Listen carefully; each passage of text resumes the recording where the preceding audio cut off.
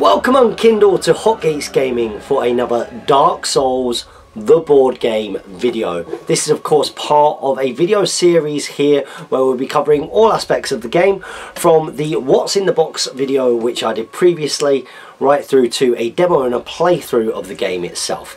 This is a review video giving my first impressions of what I think about the game in its entirety, from my thoughts on the miniatures and the cards and the setup of the game, right through to the rulebook and how the game actually plays and how it feels. I'd love to take this opportunity to give a huge thank you to everybody out there who gave a tremendous amount of support for the first unboxing video, which has of course brought a lot of new subscribers to the channel. We've got lots of comments on that video and lots of likes and shares as well. Hopefully Hotgates Gaming will be the channel that you come to for your Dark Souls the board game content going forwards over the next few weeks at least. So let's get down to business and start talking about the game. And let's start off with what was in the box itself. So you all got to see my initial reactions of ripping open the cellophane and opening what is a huge and heavy box.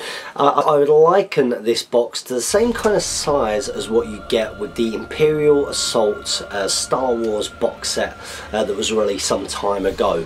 And I would even liken the number of plastic miniatures to that. So remember, you get 27 plastic miniatures with Dark Souls the board game, and let's have a little bit of a look at those now, because they have received some mixed reviews on the internet and on the forums and also on the various other reviews that are out there, and I have to say that I am absolutely chuffed with mine.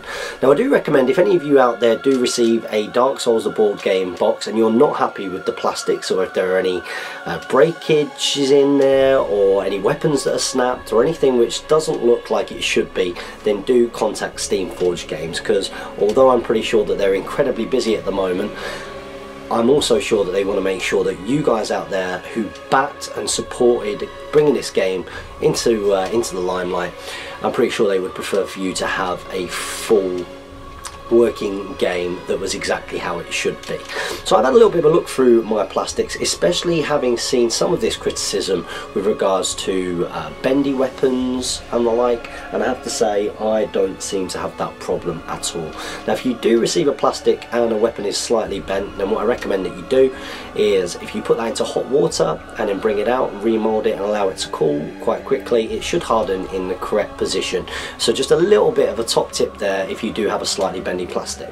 But when we look at these plastic miniatures, and you'll have heard me mention this when I did the unboxing of what's in the box, is I was hugely positive about the quality of them, because I think for what are single piece plastic miniatures, so this here is the Dancer of the Boreal Valley, there she is. Now that's a single piece miniature. This isn't like going into Games Workshop as a miniature wargamer and buying a model kit that you have to clip off the sprue, clean up, glue together. And of course when you've got something which is coming off a sprue, that gives you an opportunity to create something with a huger level of detail. And for anybody who does follow Games Workshop and looks at those plastics, you can see that they've increased in quality so much over the years. But in terms of single piece board game plastic miniatures, these are incredible. I've been super impressed. I've had a good look through, especially because, I mean, you're always going to hear the bad things, the criticism first and foremost, as opposed to the good things. And anybody who's got something that's gone wrong is going to put a post up about that, and I don't blame them. But I've had a good look through to see if any of those issues have been in my box, and I have to say, luckily for me, that that doesn't seem to be the case. So hopefully those guys out there are the exception to the norm. I'm pretty sure that they are. I know that a lot of you are currently receiving the game. A lot of people have started to receive their game. If you check out the hashtag Dark Souls TBG on Twitter, I can see daily people getting those, getting these boxes, and everybody seems to be pretty chuffed on that part. So in terms of the quality of the plastics and the miniatures, I'm really happy with them. And one thing that I'm really impressed with is the poses. and the sculpts and the level of detail on what are, you know, single molded plastic pieces. So I'm really chuffed with them, and as somebody who, you know, does have a little bit of a background in miniature wargaming and painting miniatures in particular, which I know is something in the comments of the first video lots of you are quite keen to maybe see some painting tutorials, how to get started with painting your board game miniatures, and I'm sure that I will oblige at some point. When I see models with this much detail, I know that they are going to be so much easier to paint, and that the paint will take to them really, really well. So that's something to look forward to definitely for the future. So the plastic components for me have been absolutely fine, and in terms of perceived value, you know, when I open up that box and I look at how much I pledged to kickstart it, I want to feel like I got really good value for money. And I personally feel, remember this is always completely subjective, but I really feel that I did, and I'm so glad that I backed the Kickstarter now. Now, I had my first playthrough of the game with a friend of mine who comes and he trains in my gym. We stayed behind in the gym afterwards, and we had a bit of a playthrough, and he asked how much this was, and I said that this is going to be, you know, RRP £100 out there in the shops, and you know, he definitely very quickly made the comment that, you know, well, this you know, isn't a game for, you know, maybe your board game casuals, and I can see that. That point. But in terms again of perceived value, I think that if you are a Dark Souls fan, or even if you are a Steamforged fan, you like the systems they put together before with Guild Ball and the like, and you trust them, then I think that this is definitely going to be something that you're going to want to invest in. So let's talk about some of the other components in the box. The board game tiles and everything are really, really sturdy. You know, I've had a couple of goes with those. They seem great, and they've got, you know, a nice variety of designs on there as well. And I can really see the room for expansions going forward, and sort of really testing out some different things. And those tiles are quite interesting. I know that it was one of the kind of key design features for Dark Souls, the board game, was the idea of moving away from a grid and going towards kind of like a node system. I know that the designers were very key to kind of try and capture the dynamic element of being in that arena when you're in an encounter against your bad guys and your bosses and your mini bosses. And the node system is supposed to reflect that. Now, I can remember my first impressions of seeing a node system and thinking it's just a different way of doing a grid, really.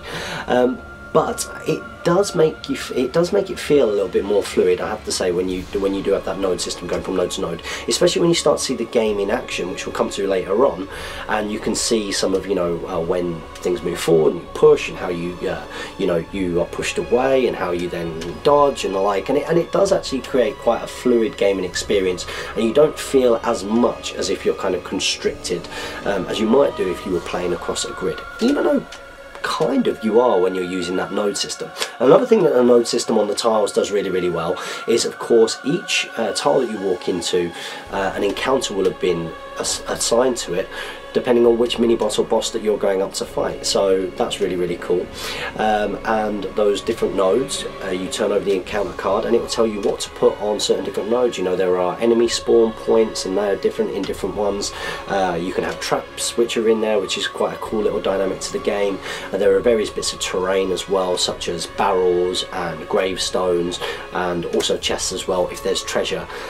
So I think that node system is pretty well thought out, and I think that another thing that it lends is extra playability as you go along. You don't want to feel like you're going into the same rooms and like all the time, because that could very much be you know, boring and reduce the playability and the replayability of this game. But I can see how just with, you know, different tiles, different combinations of tiles, and then on top of that the different encounters that you're going to come up against, now that's going to make each sort of fighting experience that little bit different, which is cool. So those are the tiles themselves. Let's come on to the character boards, which was one of the big changes between the days of the Kickstarter and what we see now. So originally you were going to have cards just like in Steamforged's Guild Ball game, you're going to have cards that would have your characters on there, and actually their health bar and everything were, you know, little circles on there. You would be expected to put that card in a plastic sleeve and you would mark it off just like you would do with Guild Ball. But I really like the change to this character board. The fact that, you know, you've got all of your kit on there, you've got great artwork as well, you've got all of your tokens of things that you can use and flip, you know, very simple visual kind of mechanic, just to flip over an Estus flask that you've used, or a luck token, or, you know, if you receive an ember or whatever else it might be. Very visual way of doing that, but very cool as well. And even right down to the kind of the stamina and the health bar. Another key dynamic and unique dynamic of Dark Souls the board game was this idea of resource management. And that resource management with your warriors would come from how much stamina you are willing to spend, because that bar is attached to your damage bar, and when those two things meet in the middle, you die. You die in true Dark Souls fashion. Now, in the original pre-Kickstarter and Kickstarter version of the game, you know, I think some of that was emphasised a bit more. So you would attack. I think your attacks were generally maybe less powerful, you know, but you would attack and you could choose to, oh, I'm going to attack again, I'm going to attack again, I'm going to attack again, and so you really did have that risk of, oh, I think I can get them, I think I can get them. And in this you don't have that. You can only attack once per weapon that you have, which makes the battling experience, the encounter and the actual combat experience actually a bit more tactical, I have to say, because what we did see in some of those demos of the boss encounters in particular is there was a tendency of players to, you know, simply go up, especially the ones who did actually end up sort of succeeding, going up and just wailing and being quite willing to sort of use up their stamina, knowing that they could probably kill what they needed to kill. And now in a boss encounter, that's less certain than if you then have some of the mini encounters where you're coming up against things that have got 1 health. So you don't want a situation where, you know, your character can just hit again until they've killed it, because there's not going to be much challenge in that. So I can see why they've changed that. So I really do like the character boards. I mean, having watched quite a few playthroughs of Dark Souls the video game, maybe some way of, you know, having increases, or, you know, being able to buy when you go back and you level up, actually being able to buy extra, you know, health bar almost, you know, so you can increase your health, because I know that that's a part of the dynamic in Dark Souls the video game. Maybe that's something that we'll see in the future. You can, you know, you have an extra little bit that you when you level up a certain thing, you level up your health and you've got more of a health bar. But I imagine that bar's been balanced a reasonable amount to the enemies, and also the kind of war gear and stuff that you can pick up. So I really like the change to the and the move to character boards. That's really cool, and the fact that, you know, you've got these 4 big bits of card, and they're just hardened bits of card, but with gorgeous artwork on. It really kind of, you know, increases the feel of the game itself, which I'm really chuffed about. And then you've got your cards, and I have to say there are an awful lot of cards in Dark Souls. So remember, with your character boards, you've also got your little wooden blocks for you've got your white ones for when you're leveling up your basic stats, which you can do by spending souls, which is the currency in Dark Souls, which you get from winning encounters, basically, and you can level up. But then you've also got the black blocks, which are your stamina. You get to move for free, you usually get to do an attack for free depending on what's on the weapon, and you can do sort of more powerful attacks by spending more stamina, or you can run, or you can dodge using stamina. And the like. So you get all of that, and then you've got some very interesting dice as well.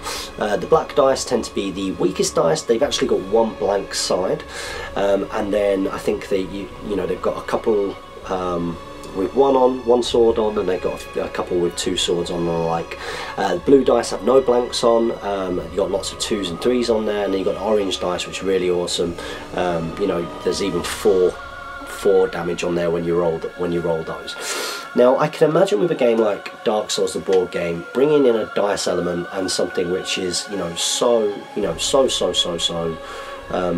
luck driven, as it were, could really have a massive impact on your playing experience.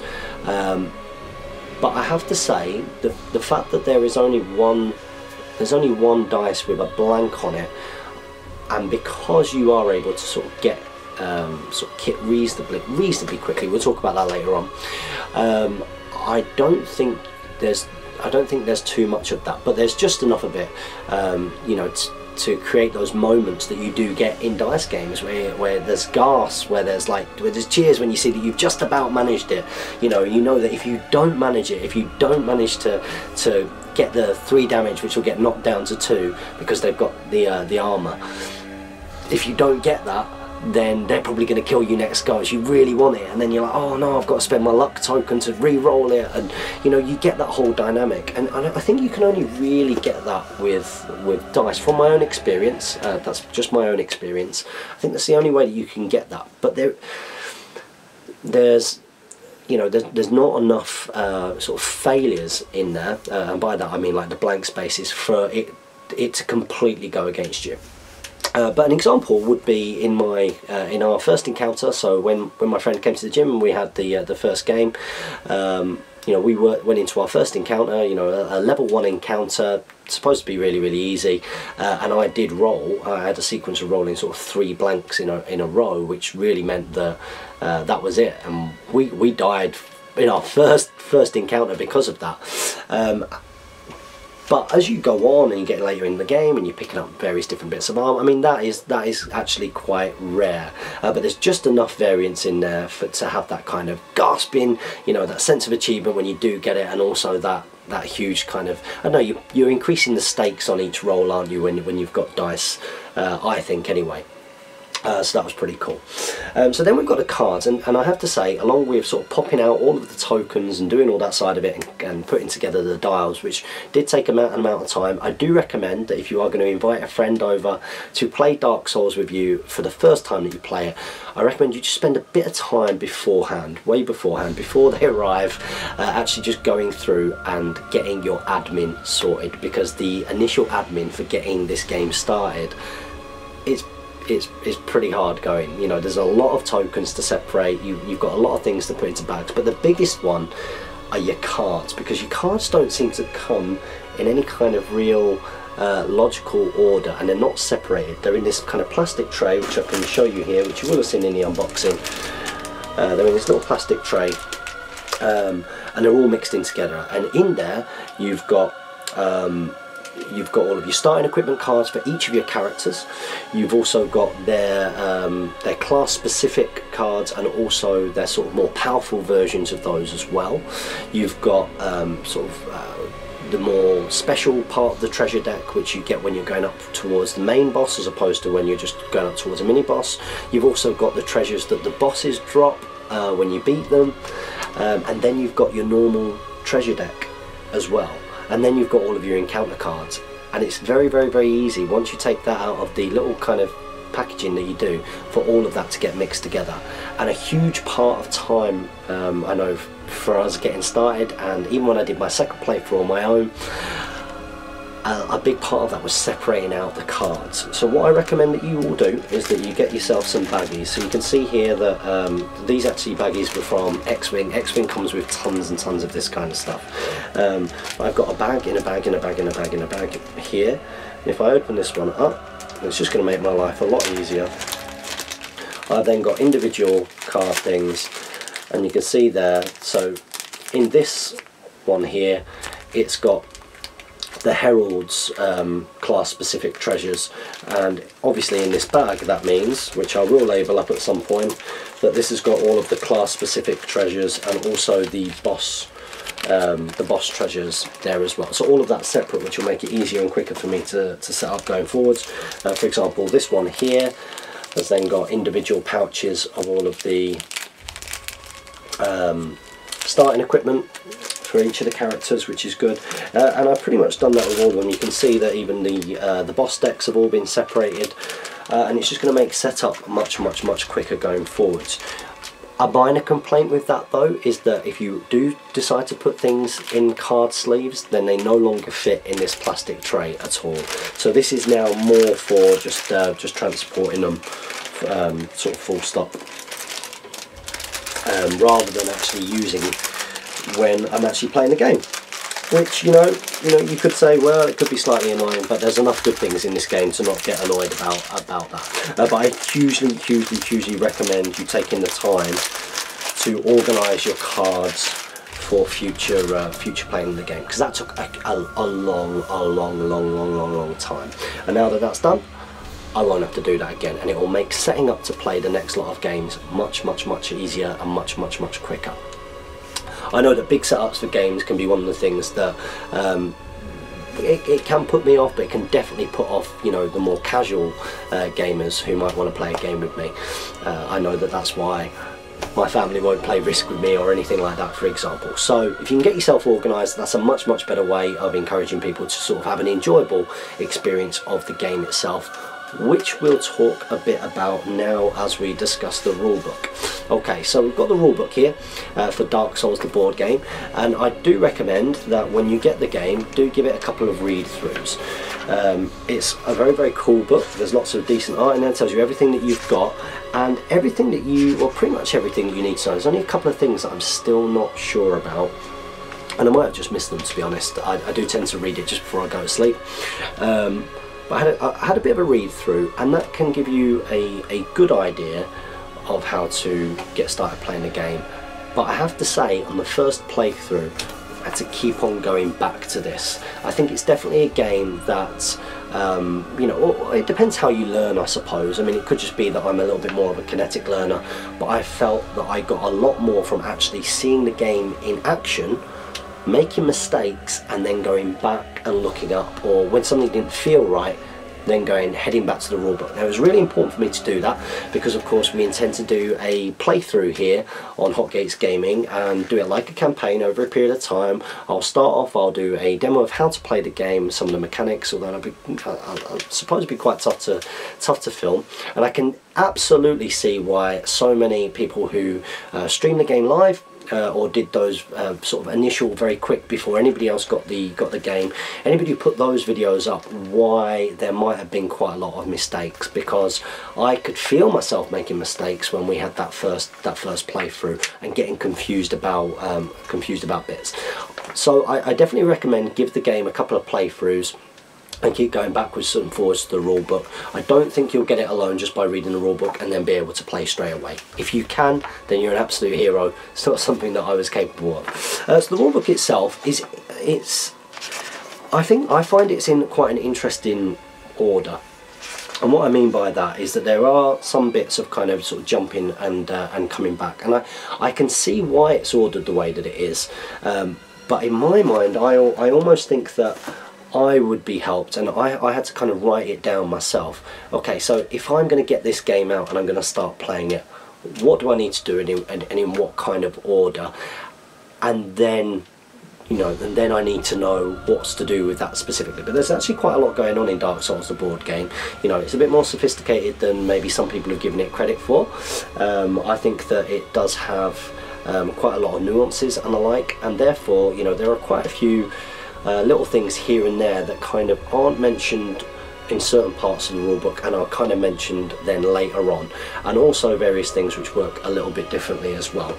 So the rulebook itself, I don't think on its own is enough to have a really clear understanding of exactly how the game works, unless you've got the game in front of you and you're playing through the rulebook. You make mistakes, you go back and you look over it. So for example, we got a few bits and pieces wrong, mainly to do with things like, do your enemies still move against you, even though, on their order it tells them to move. If they're on the same node as their closest person, do they still move? Or do they not? Things like that. Boss facings, where the boss hits. It's all in the rulebook, so I'm not making excuses. It's all here. It is all here.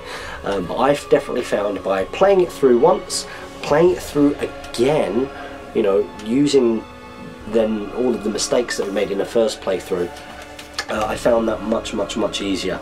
There are a lot of icons and things, that you. I'm not going to say that you need to remember, because you don't need to remember them, they are here. But in the first game, that meant that there's an awful lot of referencing. So I know that one thing that has come up as part of a review is how long it actually takes to play the game. The first time that you play this game, there is absolutely no way there's no way that you're gonna even kind of get up towards and beat a mini boss in the 90 minutes to 120 minutes that it says on the side of the box. It's just not going to happen, because you've just got to keep on checking this and checking what everything is and what everything does and what does that symbol actually mean, and oh, you know, that mechanic doesn't quite feel right, let's go and check and let's read that up. I would say that it could take maybe double that, and then you could maybe add on a third of that time again if you haven't organised all of your cards and your boards and everything beforehand. But have some patience, because if you then get through that stage and you play again, it is much slicker. So just the night before this video was filmed, I actually got it all out and I decided to have a playthrough myself. It's very important for me that if I'm going to do playthroughs on camera that I get as much slick and clean and right and correct as possible. And I've had a huge amount of help from various people over on the Steamforge forums who've been incredibly generous with their time, writing up a list of some of the common pitfalls that a lot of the streamers were making, and I could see why some of those you know, some of those mistakes had been made, or some of those things had been assumed and the like. But I have checked and it is all here in the rule book, and it's interesting, although those weren't things that when I was playing the game I kind of made mistakes with, you know, I didn't make those assumptions. There were other things that I did have sort of a bit more of a trickier time sort of getting to grips with what the mechanics were. And a big one of those were things like pushes and faces, and just general kind of, you know, enemy movement in some situations which aren't explained, like when you're on the same node. So let's talk about the playthrough experience itself. Okay, now it's been quite interesting. I've seen a few review videos for Dark Souls the board games from some of us lucky few who received the game early to review it. I took the opportunity to unbox rather than review and show off the miniatures, because I didn't see many sort of pure unboxings out there, and I thought I'd do the review at a later point when I've given the game not just one playthrough. I don't think that, you know, unless it's a very simple game, I don't think you can really appreciate a complex game until you've had a couple of goes of it to, you know, really see, you know, if it sinks in. But I have to say, on my first playthrough, I actually had a great time. It's been quite interesting seeing some of the other playthroughs and the reviews. And there have been, you know, mostly very well received, and interesting to see what some of the complaints are as well. And I have to say that some of the complaints that I've seen out there are very interesting. You know, those complaints actually seem to be things which fit in very much what I consider to be the IP of Dark Souls, being that, you know, this is a game which it's heavily reliant initially on the fact that there is a computer game out there with some very dedicated fans who are completely into it, completely into what that gaming experience gives you. And what that gaming experience gives you is the beatdown over and over and over again, the frustration, you know, coming up against a boss and just, oh, how do I beat this thing? Or, you know, or even, you know, going through it, you've gone back, you've rested up, you've spent your souls and everything, you go out, next thing you know, some little skeleton dogs and hollows and things, you know, that they kill you, and you drop your, and you're like, oh, for goodness sake, you know, I'm trying to progress in the game. And that's kind of what Dark Souls is. And there is a little bit of I suppose what would be considered to be the grind in that computer game, in the sense that, you know, you want to go, you want to get your souls, you don't want to rush through and get to the boss and not necessarily be prepared for the boss. And a lot of those things have really translated well into the board game, and I actually think that it was quite an important consideration to do that, considering that most people buying this board game probably aren't just board gaming casuals. They are fans of Dark Souls, the IP. They're actually fans of the computer game. So it's important that the board game replicates that. It gives a similar-ish kind of experience of that.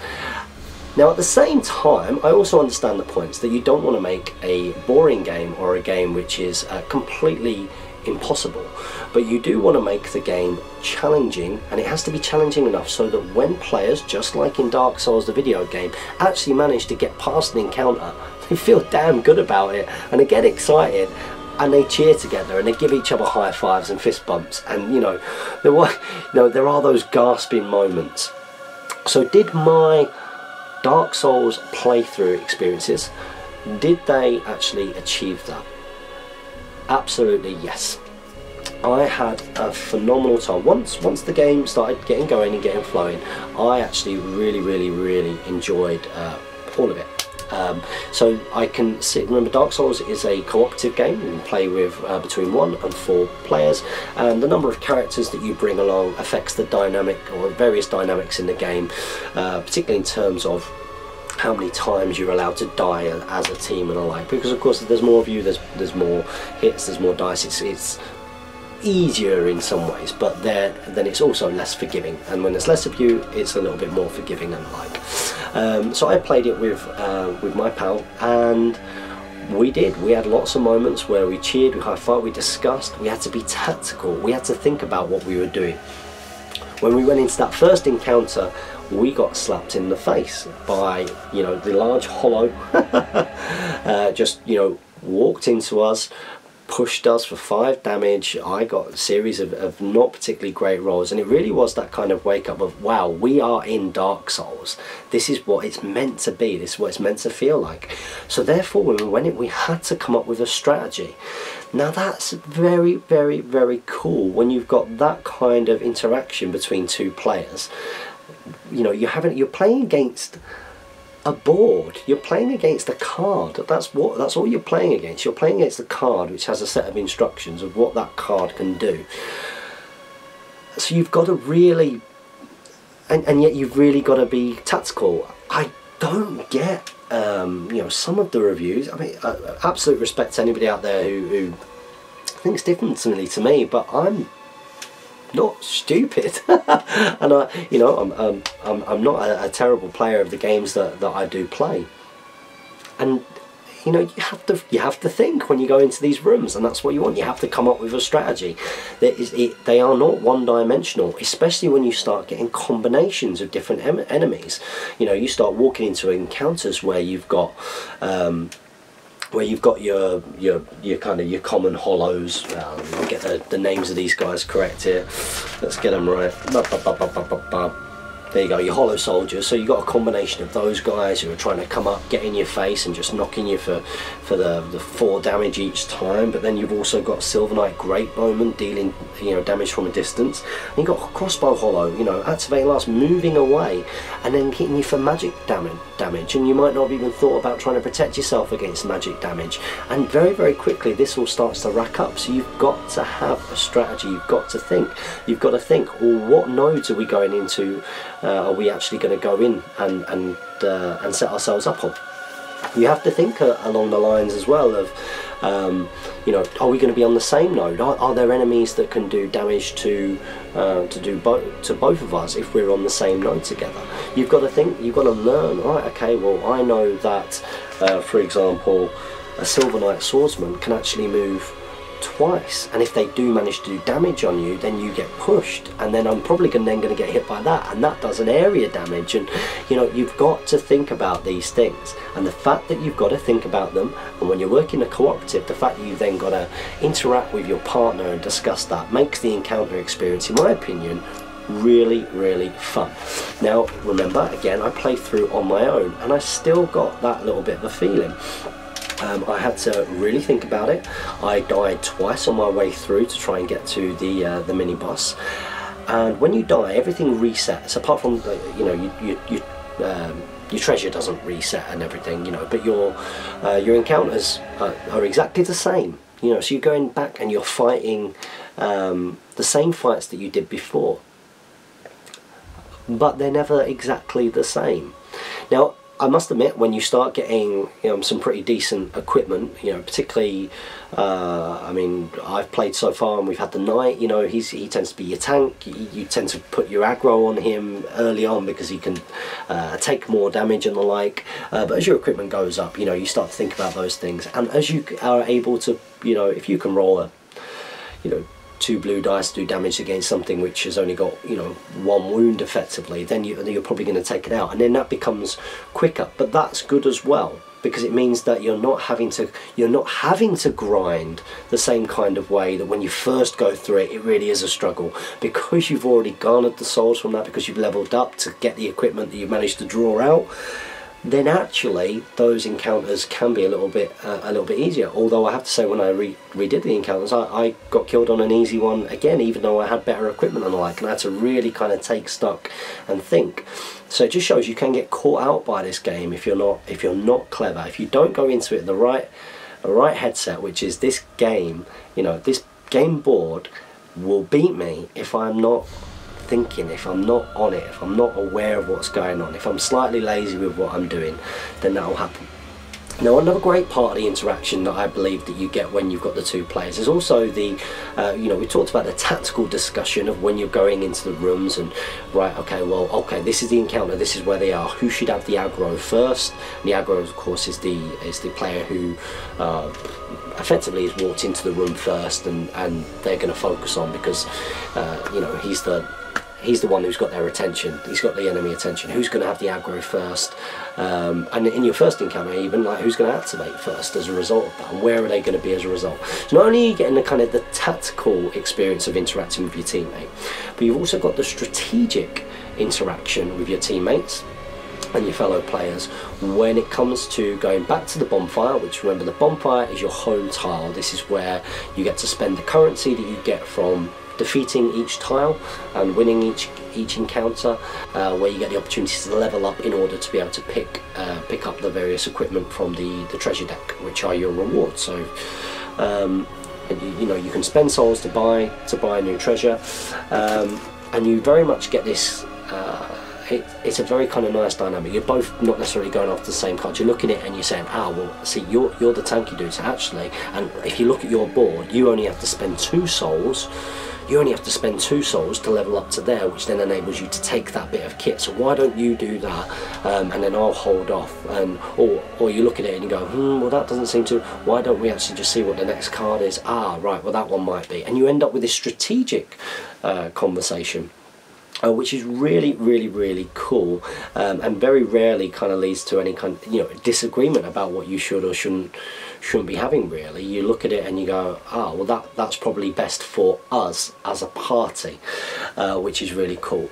And I even got that when I was playing by myself. I decided not to do the single character playthrough. I decided to use 2 characters. I was quite curious. The single character playthrough, you effectively get you know, a handicap. You get to start off with so many souls, so you can try and buy more equipment and level up quicker, because of course going into the dungeons by yourself is probably going to be much harder. But I still wanted to get a similar kind of idea of 2 things and that kind of dynamic, and even then that really worked. I played through with the warrior and the knight, and it was quite different, just because of the nature of the equipment that was drawn, which is quite random, which we'll come to in a little bit.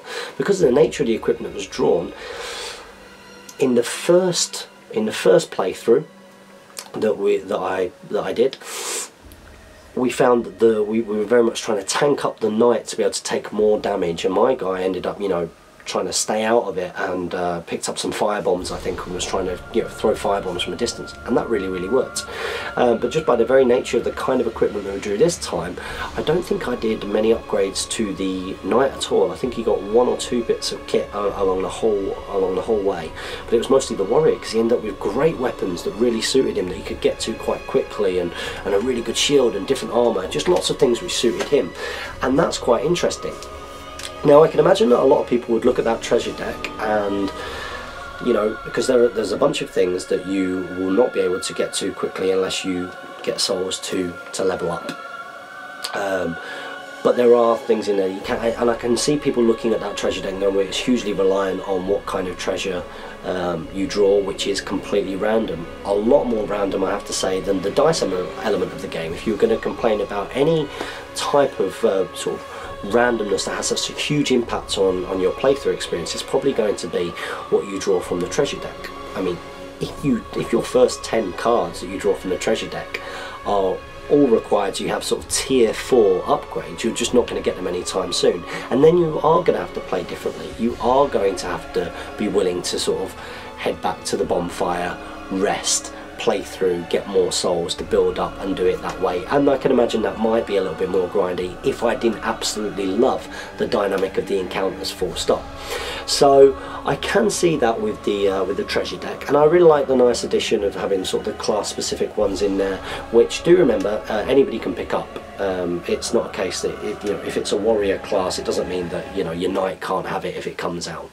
But that is a really I think that adds to the replayability of the game. The fact that you can get a completely different building and leveling experience each time that you play the game. So the first time I played was completely different to the second time I played. So all in all, that dynamic I think works really well. So let's talk about the mini boss and the main boss dynamics, and this is really where a huge amount of the flavour of the game is kind of centred. A lot of the creativity of how to build encounters and the like. I know that when we were demoing, we demoed the boss fights because they are probably the more interesting in lots of ways of the fights. And I've already talked about, when I did the unboxing, I love this idea that there is an AI deck. That each boss or mini boss, main boss, mini boss, has a deck of cards. They've got a deck which tells you when their heat up point is, so when they get down to a certain number of health, you add in cards, you reshuffle the deck and the like. But they've got a deck of movements. It tells you how many they can have. You shuffle those up and you give them, if they can take 4, and then it's 4, and you put them face down on top of each other, and that is that enemy's AI. And the fact that you've got to learn that, and their movement works a bit different, the way that they push, the way that they rotate and the like, but it is cool. And the coolest thing about that is the fact that you have to try and remember what's in the deck, just like you would do with a computer game, so you can try and get in and hit the weak spots. I have to say, so far, in the 2 encounters against the mini bosses, I've actually taken them down reasonably, I say reasonably easy. With Dark Souls, you're always one hit away from that being it. But I think once you've kind of sussed it, if you can get the weak points, if you've got decent attacking gear, then they're going to be in quite a lot of trouble. But that is very cool. And it's very cool as well that they do get to that point where you shuffle in a more powerful card, which can really kind of do the business as well. So the mini boss fights have been absolutely awesome. Now remember, if you get to that point and you beat that mini boss, then you reset everything and you will go through to play against a main boss. When I do the first initial playthroughs here on Hotgates Gaming, I will be looking to do a playthrough up towards the mini boss, and I would love to hear in the comments which mini boss you would like me to play up through to first of all. So put in the comments below which mini boss you'd like me to play against, and also which main boss you'd like me to take on in my first playthrough encounters. So in terms of my overall review of Dark Souls, the board game, I think it's awesome. I think it's absolutely awesome. I really enjoyed it. I can see myself playing it again, especially now that I have organised all of my tokens and cards and I've got my head around it.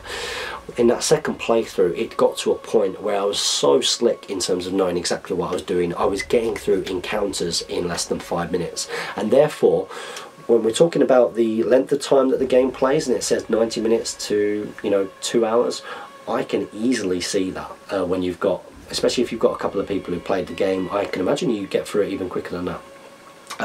I think that the timing probably doesn't take into account that first couple of times that you play the game and you've got no idea what's going on. You having to constantly refer to the rule book to try and get an idea what's going on, even if you've read that over and over and over again. I love the fact that I love some of the mechanics in Dark Souls. I love the resource management between stamina and health. I think that's really clever.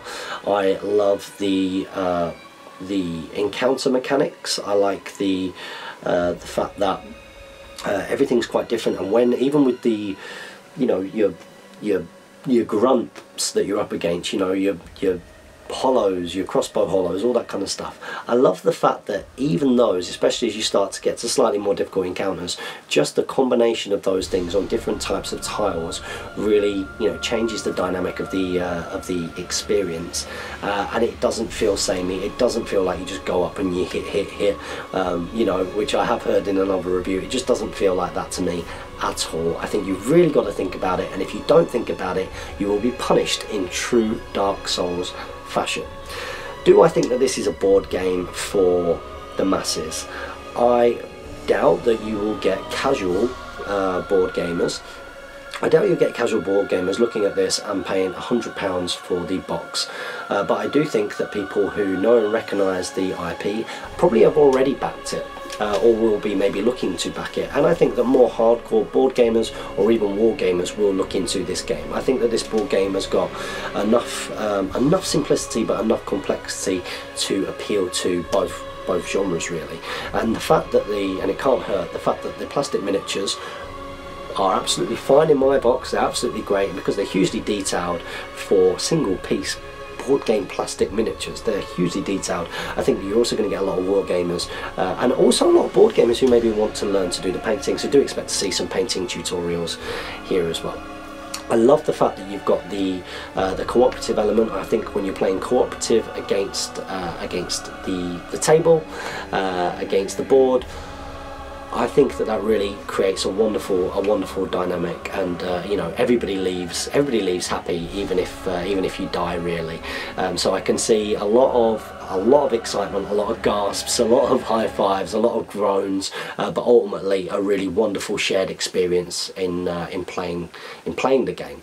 Does the game truly represent Dark Souls, the IP? I really think it does. I think that there are a couple of things in there that they might build on maybe going forwards, but I think on the whole, you know, this box gives you a Dark Souls experience without not being fun. I think that it is fun. I think it's challenging, but as long as you're willing to understand that it's challenging, and you know that you are going to get knocked back and you are going to die, and that, you know what, you might actually get beaten by the board, as long as you're willing to accept that and understand that that's part of it, then I think you're onto a win, especially because there are so many cool different dynamics in there.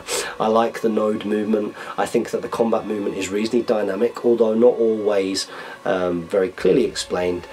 Do give the game a chance and have a few playthroughs with your rulebook there and get a feel for it, and if something doesn't feel right, it probably isn't, so it's worth looking up. Never make an assumption either.